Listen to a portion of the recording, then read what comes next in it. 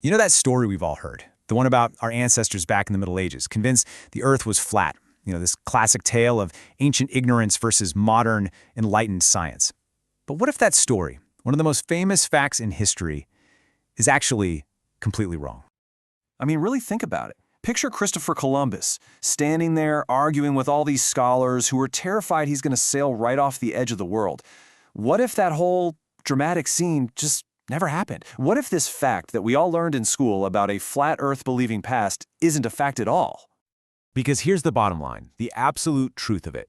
The idea that people in the so-called Dark Ages widely believed in a flat Earth, it's a total fabrication. It's a story that was invented much, much more recently than you think, pretty much just to make the past look dumb. So let's start peeling back the layers of this incredible lie.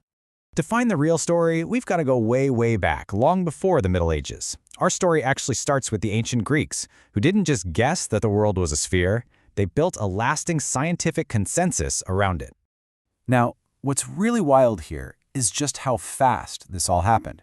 I mean, yeah, you had some early ideas, like a flat disk floating on water, but those ideas were challenged and surpassed almost immediately. Think about this. In the very same century, you go from a flat disk to Anaximander saying, no, it's a spherical body. A couple hundred years later, Aristotle isn't just saying it's a sphere, he's celebrating it as a symbol of perfection. And then, here's the kicker. Eratosthenes comes along and actually calculates its circumference and gets it stunningly close to right. This was not some fringe theory. This was their cutting-edge science. So here's the key takeaway from all that. After the 5th century BC, for any serious Greek thinker, the debate was over. Done.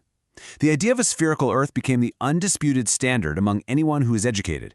The conversation totally shifted from if the world was a sphere to, okay, so how big is it and what else is out there? And this knowledge didn't just stay in Greece, not at all. Let's jump forward to the Roman Empire. This quote right here, from the historian Pliny the Elder, is so telling. He's writing this in 74 AD, and just listen to his language. He states it like it's the most obvious thing in the world. It's not, hey, some smart people think, it's all men in the world are in agreement. That's how completely normal and accepted the idea of a round Earth was. And hey, if words on a page aren't enough for you, how about proof carved in solid marble? This isn't some tiny little drawing. This is the Farnese Atlas, a huge Roman statue from the 2nd century. And just look at what the Titan Atlas is holding up. It's not a flat disk. It's a celestial sphere with the constellations mapped onto it. This is the oldest known sculpture of a spherical world. It's undeniable. This is how they saw the planet.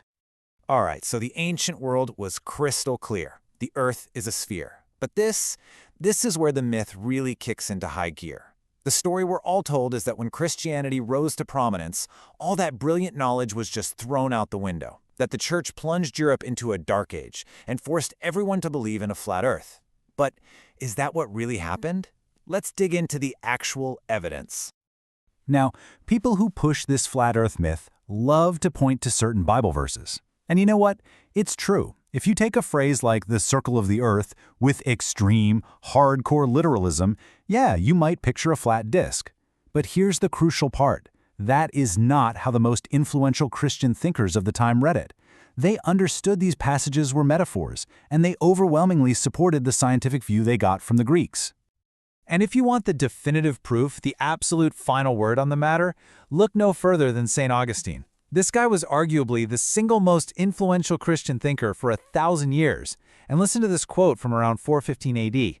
He's not even debating the Earth's shape. He's just casually using the fact that it's a sphere to explain how day and night work. For him, and for the entire intellectual tradition that followed him, a round Earth wasn't controversial. It was just a known fact about God's creation. And it wasn't just Augustine, not by a long shot. I mean, the evidence for a spherical Earth is it's everywhere throughout the Middle Ages. Just look at this list for a second. We've got the Elucidarium. That was basically a popular encyclopedia for priests, a standard textbook. We have the Summa Theologica by St. Thomas Aquinas, a cornerstone of Christian philosophy, which treats it as a given. Then you've got De Sphera Mundi, that literally means on the sphere of the world, which was the astronomy textbook in universities for hundreds of years. It's even in the great literature, like Dante's Divine Comedy, which builds its entire vision of the cosmos on a spherical Earth. And if that's not enough, we have the art. Look at these French Bibles from the 13th century. They show God creating the world as a perfect sphere. The idea was simply inescapable. So, if the ancient Greeks knew it, And the Romans knew it. And medieval scholars all knew it. Where on earth did this whole flat Earth story even come from? Well, the answer, ironically, has absolutely nothing to do with the Dark Ages. It comes from the supposedly enlightened 19th century. This is when the lie was actually born. And let's be really precise here. The myth of the flat Earth isn't about the fringe beliefs some people might have today. No, it's the historical claim, the story, that this belief was widespread in the past. It's a narrative that was deliberately crafted and pushed, starting in the late 1800s. So why? Why would anyone make this up? Well, you have to kind of put yourself in the mindset of the late 19th century. You've got these huge scientific shifts happening, like Darwin's theory of evolution, and a new story was taking shape. This idea of history is a constant war between heroic science and backward religion. And to make modern progress look even more awesome, that story needed a dark, primitive past to beat up on. The Flat Earth Middle Ages was the perfect, totally made-up villain for their story. And we can actually point fingers here. We know who the main people were who pushed this lie. You had historians like John William Draper and Andrew Dixon White who wrote these hugely influential but incredibly biased books about this supposed war between science and faith. But the person who really sealed the deal, who'd put this myth into everyone's head, was the American author Washington Irving. See, back in 1828, Irving wrote a biography of Columbus that became a massive bestseller. And in it, he basically wrote a piece of historical fiction. He invented these incredibly dramatic scenes of Columbus, the brave hero of reason, arguing against these stubborn churchmen and superstitious sailors who were terrified of falling off the edge of the world. And here is the absolute 100% truth.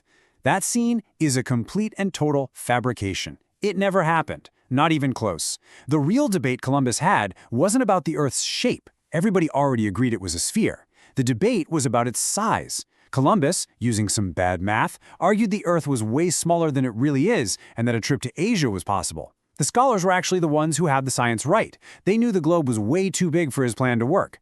But Irving's story? Man, it was just so dramatic, so compelling. It was too good a tale to let the facts get in the way, and it got stuck in our heads as history. So the myth is busted. We know where the lie came from, which leaves us with one final, really important question. Why does the story stick around? Why is this 150-year-old piece of fiction so darn hard to shake? Just let the actual history sink in for a second. For more than 2,500 years, the main intellectual tradition of Western civilization, from Greek science through Roman engineering, through the Islamic Golden Age, all the way to Christian theology, was in agreement. The planet is a sphere. The truth is ancient. The lie is modern. It survives because, well, it's a simple and kind of flattering story, isn't it? It lets us look back at the past and feel comfortably superior, more enlightened. But that story comes at a price. It erases a huge, fascinating chapter of human intelligence. And that, really, is the biggest takeaway here. When a fact this huge, this thing we all thought we knew, turns out to be a modern invention, it forces us to ask a much bigger question. It challenges us to look at everything else we accept as common knowledge. What other stories have we been told, not because they're true, but just because they're convenient or dramatic, or they make us feel good about ourselves? What else do we think we know that just might be a myth?